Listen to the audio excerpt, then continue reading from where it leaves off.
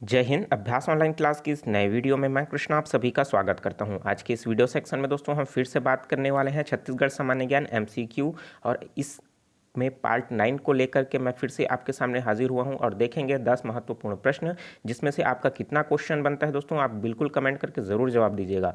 यह सभी दोस्तों पूरी तरीके से Chhattisgarh Vyapam CGPSC CG police भर्ती परीक्षा और साथ ही साथ दोस्तों जो विद्युत विभाग में निकला हुआ है डेटा एंट्री ऑपरेटर उसके लिए बहुत ही महत्वपूर्ण है। तो वीडियो को दोस्तों शुरू से लास्ट तक जरूर देखिएगा, क्योंकि इसी तरीके का प्रश्न जो है इस कॉम्पिटिशन एग्जाम में पूछा जाता है। तो चलिए दोस्तों वीडियो स्टार्ट करते हैं।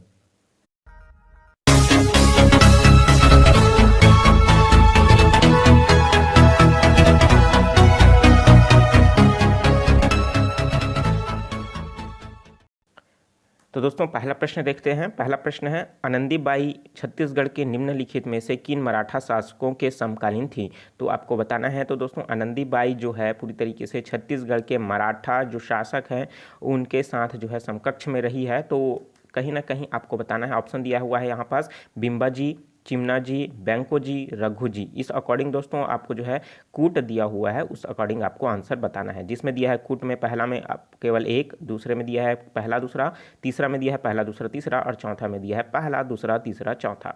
तो दोस्तों यहाँ पास आनंदीबाई कौन थी? तो आनंदीबाई जो है दोस्तों बिम्बाजी मराठा जो थे, बिम्बाजी घोसले, उनकी जो है पत्नी थी। तो बिम्बाजी घोसले की और भी पत्नी थी, जिसमें से आनंदीबाई जो है मुख्य थी। तो उसमें जो है आपको पता चल ही चुका होगा कि इन मराठा शासन में जो है बिम्बा जी के शासन काल में तो आनंदीबाई थी ही, ठीक है। उनके बाद जो है शासन कौन किया? चिमना जी ठीक है। तो चिमना जी के शासन काल में भी आनंदीबाई थी। उसी तरीके से उसके बाद जो कौन आया? बैंको जी आया और बैंको जी के बाद रघु जी आया। चूंकि बैंको जी के शासन काल तक आनंदीबाई जो है पूरी तरीके से वृद्ध हो चुकी थी और रघु जी के शासन के पहुंचने से पहले ही आनंदीबेन जो आनंदीबाई है उनकी जो है मृत्यु हो चुकी थी। तो कहीं ना कहीं दोस्तों बिम्बा जी, चिमना जी और बैंको जी के शासनकाल में आनंदीबाई के जो है समकालीन में ये रही हुई है। तो क्या हो जाएगा इसमें? पहला दूसरा तीसरा। तो ऑप्शन नंबर स जो है क्या हो जाएगा? करेक्ट आंसर हो जाएगा। चलिए देखते हैं दोस्तों नेक्स्ट क्वेश्चन। 1741 में मराठों के रतनपुर में आक्रमण के समय वहाँ का राजा कौन था? तो आपको पता होगा दोस्तों रतनपुर में आक्रमण जो हुआ था उस समय वहाँ के राजा कौन थे? कब की बात है? मराठों द्वारा 1741 ईस्वी में जो है कहीं ना कहीं जो है रतनपुर में आक्रमण किया गया था। तो अमर सिंह था उस समय राजा, मोहन सिंह था, रघुनाथ सिंह था या फिर राज सिंह था।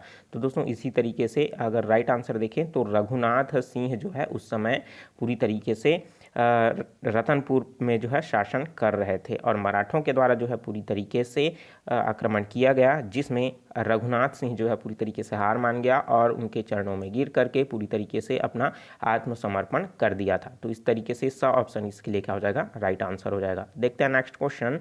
नथिया नवागढ़ पर्यटन स्थल किस जिले में स्थित है? तो नथिया नवागढ़ जो पर्यटन स्थल है कौन से जिले में स्थित है? रायपुर, धमतरी, कांकेर और कोंडागांव। तो आपको बताना है दोस्तों इसके लिए राइट आंसर क्या हो जाएगा? कांकेर। तो कांकेर जिला में जो है नथिया नवागढ़ पर्यटन स्थल जो है स्थित है। चलिए देखते हैं नेक्स्ट क्वेश्चन। गड़िया पहाड़ किस जिले में स्थित है? बहुत ही फेमस है, बहुत बार व्यापम में पूछ चुका है ये प्रश्न। गड़िया पहाड़ किस जिले में स्थित है? तो कोंडागांव, कांकेर, बस्तर या फिर धमतरी। तो दोस्तों यह जो है गड़िया पहाड़ भी जो है कांकेर में ही स्थित है, ठीक है। तो इसलिए क्या हो जाएगा? ऑप्शन नंबर ब क्या हो जाएगा? करेक्ट आंसर हो जाएगा। तो दोस्तों मुझे आप कमेंट करके बताइए कि गड़िया पहाड़ जो है क्यों फेमस है। नीचे कमेंट बॉक्स खाली है, बिल्कुल कमेंट करके ज़रूर जवाब दीजिएगा। चलिए देखते हैं नेक्स्ट क्वेश्चन। डॉक्टर रमाकांत शुक्ल का संबंध किससे है? तो दोस्तों आप रमाकांत शुक्ल का नाम जो है पहली बार सुन रहे होंगे, तो बहुत से स्टूडेंट को ये नया शब्द लग रहा होगा, ठीक है, नया नाम। तो छत्तीसगढ़ी भाषा से संबंधित है, हिंदी भाषा से संबंधित है, संस्कृत भाषा से संबंधित है या फिर उपरोक्त सभी। तो मैं बता दूं दोस्तों जो रमाकांत शुक्ला है उनका जो संबंध है ना, वो संस्कृत भाषा से है और इन्हें 2014 में, ठीक है, पूरी तरीके से संस्कृत भाषा से सम्मानित संस्कृत भाषा सम्मान से सम्मानित किया गया है। किनको? डॉक्टर रमाकांत शुक्ला को। तो इसलिए क्या हो जाएगा? ऑप्शन नंबर स क्या हो जाएगा? करेक्ट आंसर हो जाएगा। चलिए देखते हैं नेक्स्ट क्वेश्चन। बिलासाबाई केवटिन का संबंध किस जिले से है?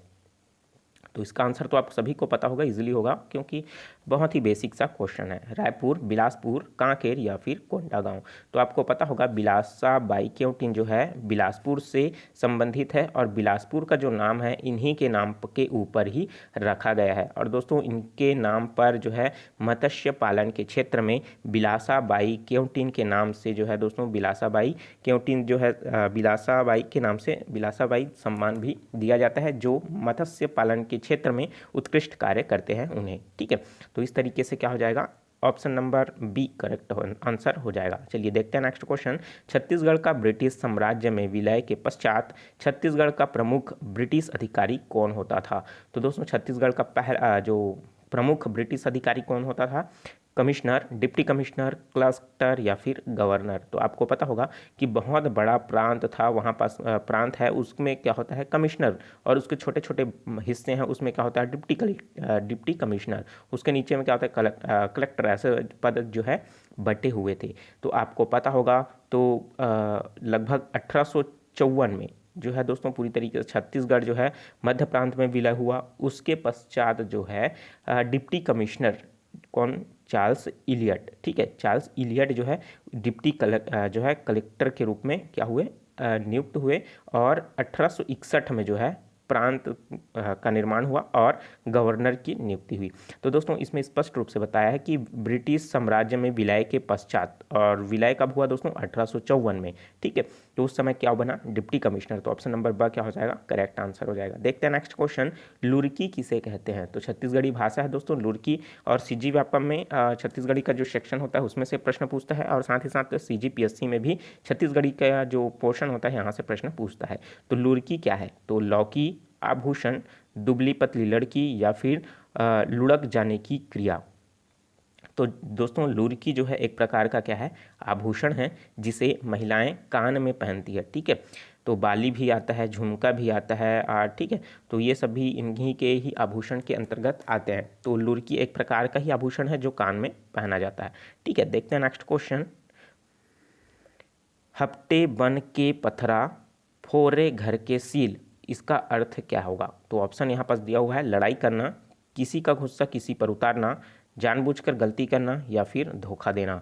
तो आपको पता होगा हपट के बन के पथरा, फोरे घर के सील। तो इसका मतलब ये है दोस्तों, आप कहीं पास चल के आ रहे हैं और उस कहीं पास आप पत्थर से टकरा गए और घर में आकर के जो सील है जो पत्थर का बना होता है उसको फोड़ रहे हैं। तो कहीं ना कहीं दोस्तों क्या हो जाएगा, कोई कर कोई रहा है और उसकी जो है भरपाई कोई और कर रहा है। तो इस तरीके से मतलब किसी का गुस्सा जो है किसी पर उतारना। ऑप्शन नंबर बी क्या हो जाएगा इसके लिए? करेक्ट आंसर जो है हो जाएगा। ठीक है, तो आप समझ ही चुके होंगे, इसको एक्सप्लेन करने की ज़रूरत तो नहीं है। देखते हैं नेक्स्ट क्वेश्चन। सुआ हमर संगवारी के रचनाकार कौन है? तो सुआ मतलब क्या होता है दोस्तों? सुआ हमर संगवारी मतलब सुआ मतलब होता है तोता, और हमर मतलब हमारा, और संगवारी मतलब दोस्त। ठीक है, मतलब तोता हमारा या अपना दोस्त। इनका रचना जो है किनके द्वारा किया गया है? टिकेंद्र टिकरिहा, लखनलाल गुप्त, नंद किशोर तिवारी या फिर ठाकुर प्यारेलाल गुप्त। तो इसके लिए दोस्तों राइट आंसर जो हो जाएगा लखनलाल गुप्त के द्वारा जो है सुआ हमर संगवारी की रचना जो है किया गया है। ठीक है, तो ये थी दोस्तों जानकारी बहुत ही महत्वपूर्ण। 10 में से आपका दोस्तों कितना अंक जो है सही हुआ कमेंट करके मुझे ज़रूर बताइए। ठीक है, मिलते हैं दोस्तों नए वीडियो में नए जानकारी के साथ। और उससे पहले जो स्टूडेंट नए हैं चैनल को सब्सक्राइब नहीं किए हैं, बिल्कुल चैनल को सब्सक्राइब करके नोटिफिकेशन बेल आता है जरूर ऑन कर लीजिएगा, क्योंकि इसी तरीके का ज्ञानवर्धक वीडियो आपको लगातार मिलता रहेगा। और बहुत ही जल्द दोस्तों जितने भी व्यापम की वैकेंसीज आने वाली है उसका हम प्रिपरेशन करने वाले हैं। तो लगातार जो है दोस्तों मुझसे जुड़े रहिए।